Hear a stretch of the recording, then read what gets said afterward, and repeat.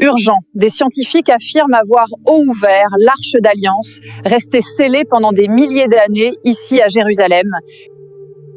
L'Arche de l'Alliance, c'était le symbole de la présence de Dieu parmi les Israélites, la preuve que le seul vrai Dieu avait conclu une alliance avec eux. Dieu se révélait à son peuple dans l'Arche.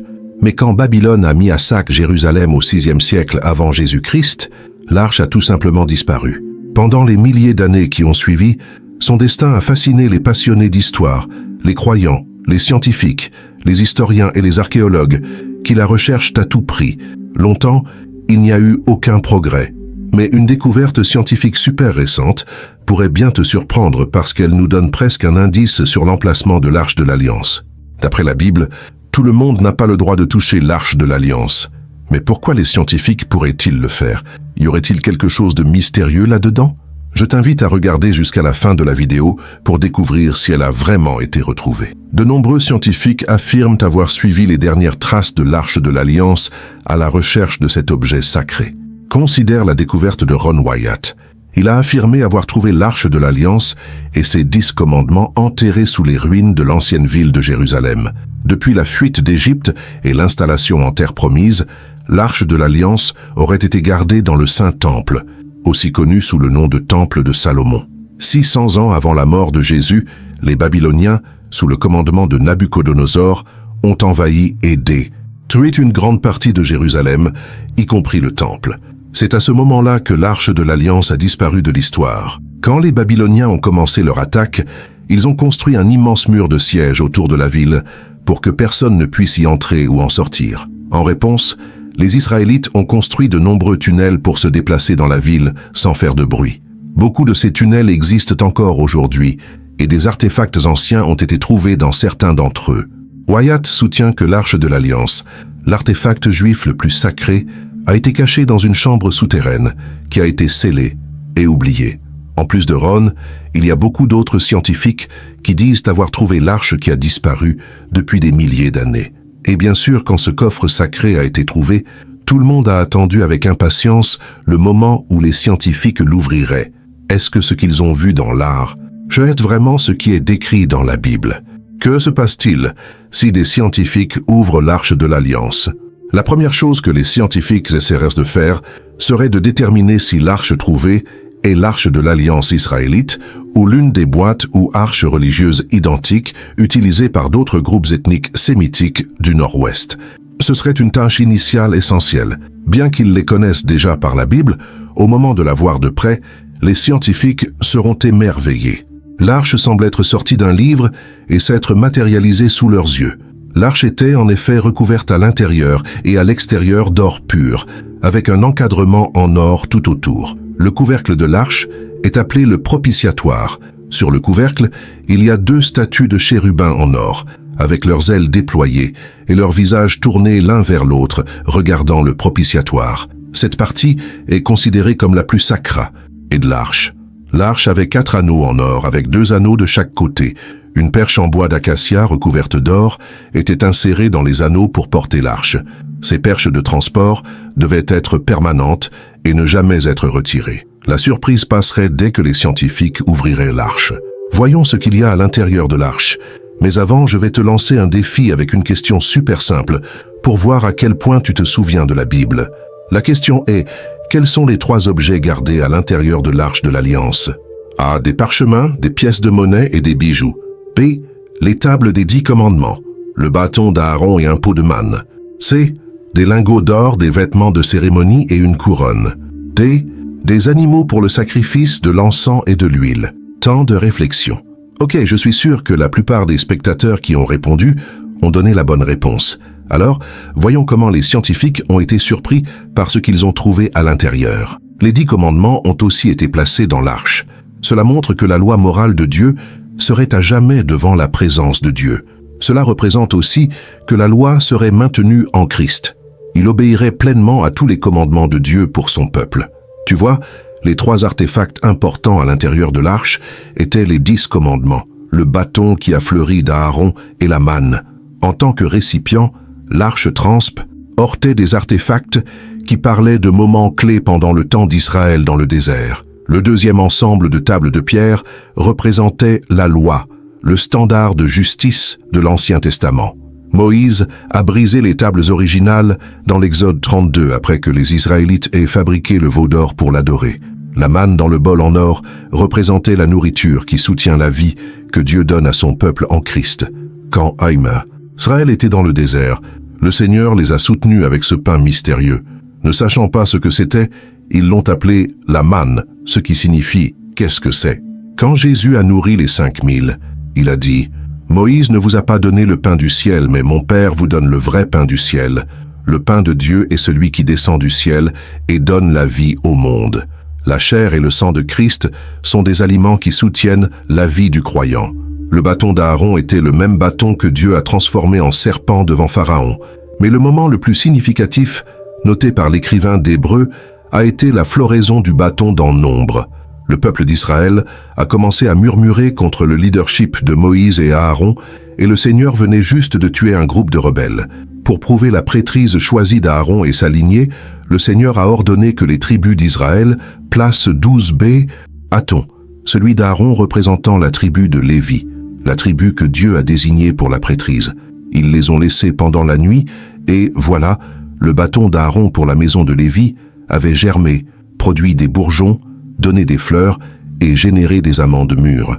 Pour les Israélites, ce bâton représentait la lignée de la prêtrise.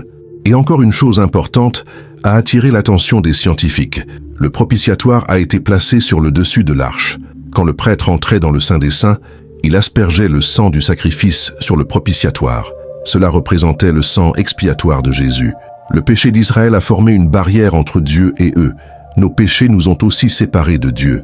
Dieu doit regarder l'homme à travers la lentille de la loi à cause de sa sainteté. Comment l'homme injuste peut-il se présenter devant la présence du Dieu juste?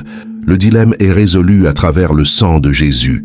Tout comme le sang sur le propitiatoire, le sang de Christ est entre la loi de Dieu et la présence de Dieu. Quand le Seigneur a vu le sang, sa colère a été satisfaite. À travers le sang de Jésus, les transgressions du peuple de Dieu ont été pardonnées. Maintenant, le Seigneur voit les croyants non pas à travers la lentille de la loi, mais à travers la lentille de l'Évangile. Qui peut vraiment toucher l'arche? L'arche de l'Alliance, en tant que manifestation physique de la présence et du pouvoir suprême de Dieu, était portée par les anciens Israélites au combat et faisait s'agenouiller des villes entières. Étant si sacrée, seules certaines personnes étaient autorisées à la toucher ou à s'en approcher. L'arche était si sacrée que la toucher signifiait la mort instantanée. Et, une fois qu'elle a été mise au repos dans la chambre la plus sacrée du temple de Jérusalem, seul le grand prêtre pouvait entrer en sa présence et seulement une fois par an. Pour couvrir ou découvrir l'arche, il fallait être des fils d'Aaron. Pour déplacer l'arche, il fallait être né dans la tribu de Lévi. Les Lévites ont été faits les prêtres royaux de l'Alliance et avaient la responsabilité de prendre soin de toutes les choses sacrées. Pour déplacer n'importe laquelle de ces choses sacrées, il fallait être de la tribu de Lévi, un des descendants de Kehat. Seuls les descendants de Kehat pouvaient porter ou déplacer les choses sacrées, mais seulement après qu'elles aient été correctement couvertes. Pour déplacer l'arche, elle devait être transportée sur des perches très spéciales et non sur une charrette de n'importe quel type. Si une autre personne les touchait ou les portait incorrectement, c'était considéré comme une irrévérence. La punition pour l'irrévérence est la mort. Tu ne pourrais pas être en vie si tu ne pouvais pas prouver que tu étais des fils d'Aaron ou un descendant de Kehat. Si tu touchais l'arche, tu mourrais. C'est vrai, je ne suis pas un des fils d'Aaron, ni un descendant de Kehat de la tribu de Lévi. Donc, tout comme Uza, je mourrai, peu importe la raison pour laquelle je toucherai l'arche. Je ne survivrai pas, et peut-être toi non plus. Bien sûr, si tu es un descendant de Lévite, c'est complètement différent. Ou si tu es une personne spéciale choisie par Dieu. En théorie, c'est impossible pour des gens normaux de toucher l'arche de l'Alliance, mais si telle est la volonté de Dieu, les choses sont complètement différentes. On peut penser comme ça, l'arche de l'Alliance, la connexion spirituelle entre Dieu et son peuple, a été perdue depuis trop longtemps. Bien sûr, il ne voulait pas que tout le monde puisse la voir et la toucher, parce que cela causerait le chaos, et ce n'était pas ce qu'il voulait. Très probablement, Dieu a choisi des personnes spéciales pour représenter son peuple en trouvant l'arche de l'Alliance et ensuite raconter ce qu'ils ont vu à leurs enfants. KNTS, pour que ceux-ci puissent se sentir rassurés et confiants dans la vérité. Quand il reviendra, Alors il apparaîtra avec l'arche de l'Alliance. Jusqu'à présent, selon la Bible, la personne que Dieu a autorisée à toucher l'arche de l'Alliance ne pouvait être qu'un Lévite. Quand les Israélites ont reçu des terres parmi les 12 tribus, les Lévites n'ont pas reçu de terre. Au lieu de cela, ils vivaient dispersés dans Israël et étaient considérés comme des exemples de comment vivre de manière dévouée. Comme les Lévites n'avaient pas de terre, ils ne pouvaient pas cultiver et étaient soutenus par les autres Israélites, qui donnaient 10% de leur production aux Lévites dans un système de dîmes. Aujourd'hui, environ 4% des Juifs sont d'héritage lévite. Un jour par an, le jour de l'expiation, le grand prêtre entrait dans le Saint des Saints dans le tabernacle, et plus tard dans le temple, après sa construction, et aspergeait du sang sur le dessus de l'arche de l'Alliance, le propitiatoire. Le propitiatoire était sur les tables des 10 commandements qui étaient à l'intérieur de l'arche. Quand les gens péchaient, la loi était brisée, ce qui exigeait le jugement de Dieu. Mais quand le sang était aspergé sur le propitiatoire, cet acte démontrait que le sang activait la miséricorde de Dieu et que la miséricorde triomphait sur le jugement, comme mentionné dans Jacques 2, 13. Sans le sang, il n'y aurait pas de miséricorde. L'arche était si sacrée que personne ne pouvait la toucher. Dieu a ordonné dans l'Exode 25, 14 qu'elle devait être portée sur des perches et seulement par les Lévites, qui étaient les prêtres. Il y avait des anneaux sur les côtés de l'arche et les prêtres glissèrent les perches dans les anneaux pour la porter. Si quelqu'un la touchait, il mourrait.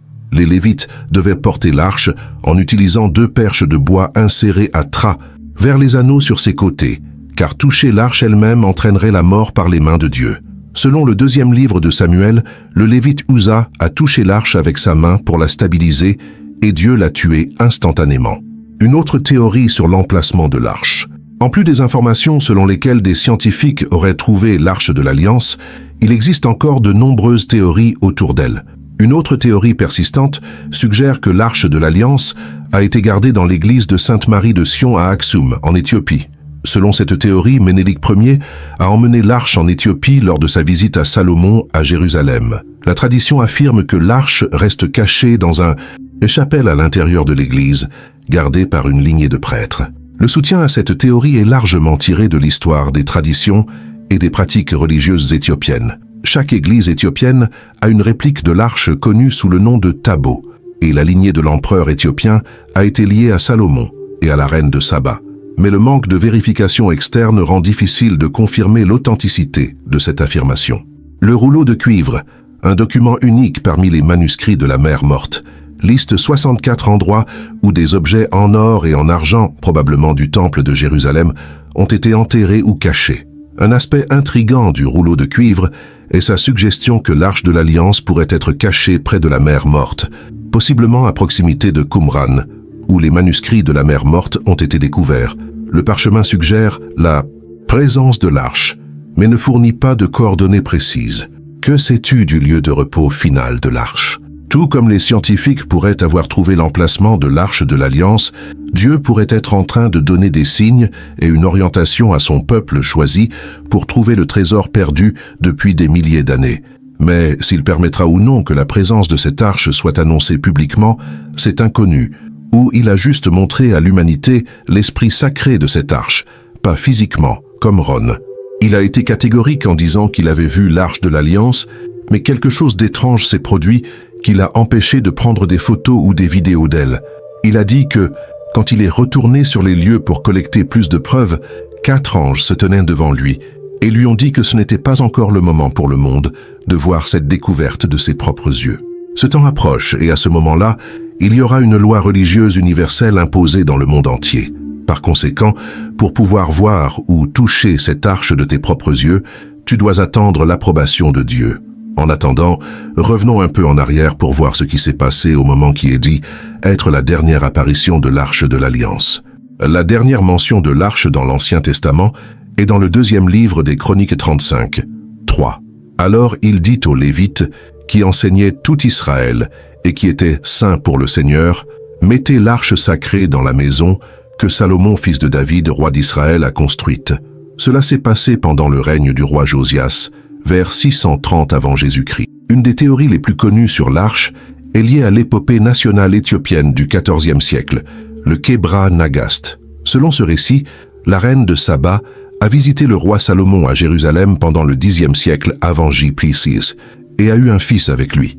Sur son chemin de retour, son fils, appelé Ménélik, est retourné à Jérusalem dès qu'il a atteint l'âge adulte. Mais, à l'insu de Salomon ou de Ménélik, ses compagnons, frustrés de quitter Jérusalem, ont décidé de prendre une sorte de souvenir, l'Arche de l'Alliance. Il était trop tard pour que Salomon récupère le vase sacré. Ménélik a emporté l'arche avec lui dans la ville d'Aksum, et avec l'arche à ses côtés, il a plus tard conquis plusieurs territoires environnants, pour ce qui allait devenir l'Empire éthiopien. Le Kebra Nagast et son récit sur l'arche sont des parties importantes de l'histoire nationale de l'Éthiopie, bien que de nombreux universitaires pensent maintenant que le texte est apocryphe. Les rois médiévaux d'Éthiopie, appelés la dynastie salomonique, revendiquaient une descendance directe de Ménélik et Salomon. Cette dynastie a gouverné jusqu'en 1974 et leur connexion biblique a été codifiée dans les constitutions de 1931 et 1955 de l'empereur Haïlé Sélassié Ier. En plus du gouvernement éthiopien, la plus grande dénomination religieuse du pays, l'Église orthodoxe éthiopienne Tewahedo, considère le Kebra Nagast comme une histoire chrétienne légitime. Selon les chefs de l'Église, l'Arche de l'Alliance a été strictement gardée pendant des siècles à Aksum, dans l'église de Sainte-Marie de Sion. Pas même le grand prêtre d'Aksum ne peut entrer dans sa chambre de repos. Son seul gardien est un moine vierge qui ne peut pas quitter le terrain sacré jusqu'à sa mort. L'influence de l'Arche, cependant, est ressentie dans tout le monde orthodoxe éthiopien. Chacune de ces églises abrite son propre tabou, une réplique sacrée de l'Arche. Les tabous sont gardés dans le Kest Koussian ou le Saint des Saints et ne sont sortis que lors des festivals et en cas de besoin. En fait, chaque tabou est vénéré comme s'il était l'Arche elle-même. Malgré le fait d'être une partie intégrale de l'orthodoxie éthiopienne, la nature de la supposée garde de l'Arche à Aksum a rendu la revendication de propriété de l'Église non vérifiable. La plupart des historiens pensent que si elle a existé, la relique de plus de 3000 ans s'est désintégrée avec le temps ou a été détruite. Mais ça aussi, ce n'est que de la spéculation. Pour beaucoup, le destin final de l'Arche reste un mystère fascinant et peut-être insoluble. Le symbolisme de l'Arche a atteint son grand sommet le jour de l'expiation, quand le sang du sacrifice était aspergé sur le propitiatoire. La gloire de Dieu est apparue. C'était une image de la gloire céleste de Dieu, où les anges se tiennent devant son trône et le louent jour et nuit. C'était aussi une image de la présence restaurée de Dieu à travers la résurrection de Christ. Quand Marie-Madeleine est allée au tombeau cherchant le corps de Jésus, elle a trouvé 2 anges, un à la tête et l'autre aux pieds, là où le corps de Jésus avait été. La présence de Dieu a été restaurée pour le croyant dans la résurrection de Christ. Les choses de la rédemption sont les choses dans lesquelles les anges désirent regarder.